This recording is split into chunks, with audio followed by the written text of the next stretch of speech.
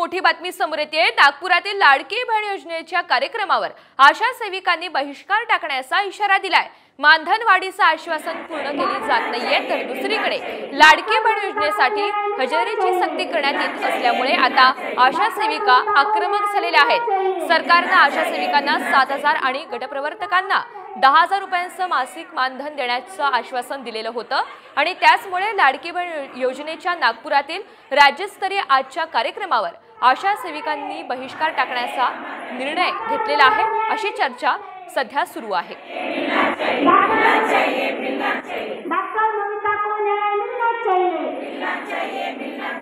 आम्ही आशा वर्कर व गट प्रवर्तक संघ कर्मचारी युनियन CITU तर्फे आम्ही आमची भूमिका आज आमच्या मेळाव्यामध्ये स्पष्ट केलेली आहे की कोणीही आशा वर्कर आणि गट प्रवर्तक रेशीमबाग मध्ये होणाऱ्या जे 31 तारखेच्या जे महायुतीचा जो कार्यक्रम आहे, ज्याला सरकारी कार्यक्रम म्हणून नाव देण्यात येत आहे, त्या कार्यक्रमाला कोणी उपस्थित राहणार नाही।